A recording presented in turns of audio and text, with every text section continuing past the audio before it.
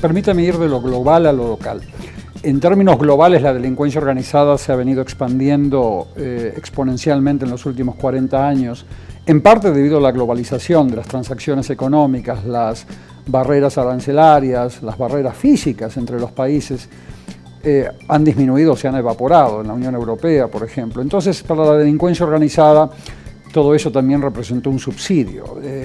Han aumentado sus retornos económicos, al no existir barreras físicas o arancelarias, se mueven a través de los avances tecnológicos informáticos con una facilidad patrimonial asombrosa. Pueden mover cientos de millones de dólares en muy poco tiempo, lo que antes demandaba más costos y más difíciles transacciones. Entonces hay un fenómeno global, la delincuencia organizada se ubica en todos los países del mundo. Ahora vamos a Argentina. Normalmente lo que hace la delincuencia organizada en cada país está determinada por los controles de Estado de esos países. Eso es una de las conclusiones de nuestros trabajos de campo en los últimos 20 años. Si los controles de Estado son débiles, la delincuencia organizada se vuelve más nociva, más violenta y se dedica a delitos de alto impacto social, como el secuestro, el homicidio y otro tipo de delitos que nos afectan a todos y nos causan terror. Si los controles de Estado son fuertes, la delincuencia organizada se dedica a delitos económicos de transacción voluntaria, el trabajo sexual, el contrabando, ¿no? El comprar videos en Nueva York o en Japón o en cualquier lado que no pagaron tasas arancelarias. Es algo que la delincuencia organizada hace, pero aún más en los países donde los controles de Estado son fuertes, como Japón, como Alemania, como Canadá. La delincuencia organizada se dedica al otorgamiento de créditos a empresas que necesitan dinero. Se dedican muchas veces a la asignación de recursos de mediación y arbitraje para empresas que tienen conflictos entre ellas. Fíjate tú que la delincuencia organizada se dedica a diferentes cosas de acuerdo a la fortaleza de los controles de Estado. Entonces, lo que nos lleva a nosotros a vigilar país por país cómo están esos controles de Estado. Si los controles judiciales están fuertes o débiles, si los controles patrimoniales no penales están fuertes o débiles, si los controles preventivos de la corrupción política están fuertes o débiles y si los controles de prevención social están fuertes o débiles. Son los 4 tipos de controles que nosotros tratamos de evaluar en 109 países. Claramente en la Argentina los controles judiciales están cada vez más débiles y puedo decirte por qué a través de una motivación, digamos, técnica, pero con ejemplos. Los controles patrimoniales brillan por su ausencia, los controles de la prevención social de la delincuencia organizada es mucho show, pero pocas nueces, o sea, no se observa un rol operativo de la sociedad civil en darle oportunidades de vida a cientos de miles de jóvenes que ni estudian ni trabajan. No hay un rol del Estado en ayudar a la sociedad civil para que se puedan asignar programas de capacitación y educación masiva a estos focos rojos, en donde estos chicos, niños entre 8 y 17 años andan dando vuelta con mucho tiempo en sus manos y en ambientes disfuncionales desde el punto de vista familiar, adicciones, ausencia de escolaridad. Entonces, los 4 tipos de controles que hacen que la delincuencia organizada se dedique a los comportamientos más dañinos están colapsando en la Argentina. La buena noticia es que Argentina ha ratificado 2 convenciones de las Naciones Unidas, convenciones que son de todos, no son de las Naciones Unidas, son convenciones nuestras como seres humanos, que todos los estados del planeta, casi todos, digamos, han ratificado. Argentina lo ratificó, la Convención de las Naciones Unidas contra la Delincuencia Organizada y la Convención de las Naciones Unidas contra la Corrupción. Argentina está violando más del 50% de los artículos de ambas convenciones. Esas convenciones te dicen qué hay que hacer para contener a estos grupos criminales. Nunca vas a poder deshacerte de asociaciones criminales que se dedican al trabajo sexual o al contrabando de cigarrillos en la medida que gente voluntariamente lo demande.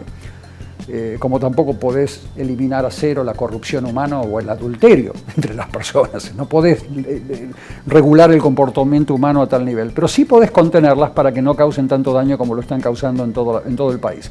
Más homicidios, más secuestros, más extorsiones. Lo que me preocupa más es más trata de personas, cada vez más.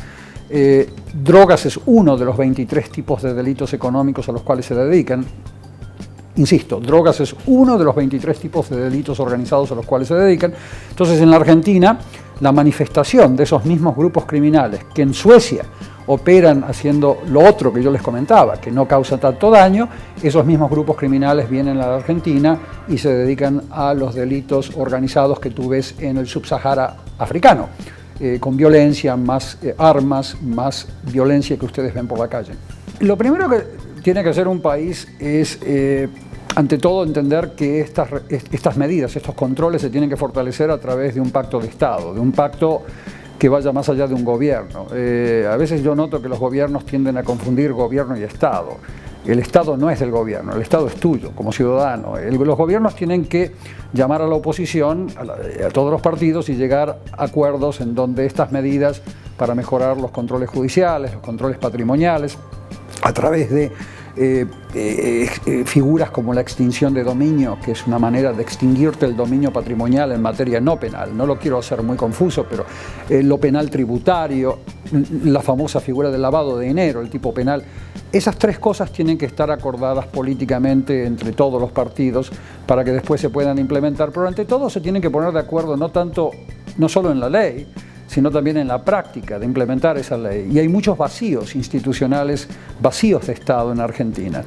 Por ejemplo, el próximo gobierno o este gobierno debería inmediatamente llamar a que las provincias y el gobierno federal colaboren operativamente para identificar a estas redes de empresarios legales y políticos que los apoyan hoy en día en la Argentina, que están metidos en todo lo que se refiere a tráfico de armas, tráfico de drogas, lavado patrimonial, porque hay también lavado patrimonial hacia casinos y hacia otro tipo de actividades económicas, el sector de la construcción, por ejemplo, el sector farmacéutico. Pero para hacer eso necesitas una colaboración operativa entre provincias y gobierno federal, que hoy brilla por su ausencia. Algunas provincias como Santa Fe están intentando hacer las cosas bien, han formado grupos conjuntos de fiscales, policías, autoridades tributarias para identificar patrimonios irregulares, pero cuando quieren acceder a las bases de datos del gobierno federal, el gobierno federal los está bloqueando. Entonces, los gobiernos de las provincias, en el caso de Santa Fe, están peleando esto con las manos atadas. Ahí vas a identificar, una vez que comiencen estas investigaciones patrimoniales proactivas, sin necesidad de que haya un delito previo, proactivamente un fiscal comienza a dirigir una investigación para identificar a políticos y empresarios legales, personas jurídicas que están involucradas en el tráfico de alguno de estos 23 tipos de delitos económicos.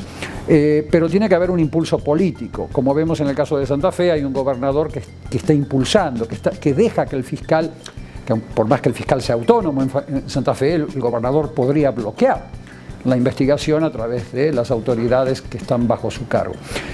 Ahí tenés un impulso político del gobernador de Santa Fe. Entiendo que existen en algunas otras provincias la voluntad política, aunque todavía no se ve con hechos lo que quieren hacer. Por ejemplo, en Santiago del Estero hay una gobernadora que ha dicho que quiere hacer lo mismo, pero todavía no vemos con hechos que lo estén haciendo.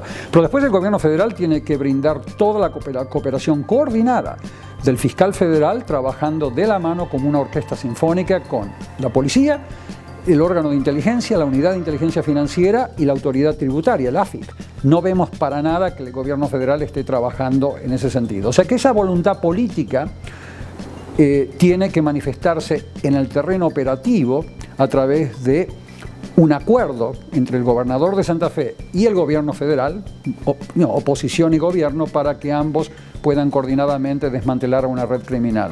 La negligencia política del gobierno federal en darle acceso a las bases de datos, por ejemplo, del AFIP, para poder identificar algunas personas jurídicas que están operando en Santa Fe cometiendo delitos organizados. Esa negligencia política y operativa del gobierno federal está costando vidas humanas. En algunos países, con sistemas democráticos más avanzados, a los actores políticos de un gobierno que bloquean investigaciones se los somete a un juicio político primero y a un juicio penal después.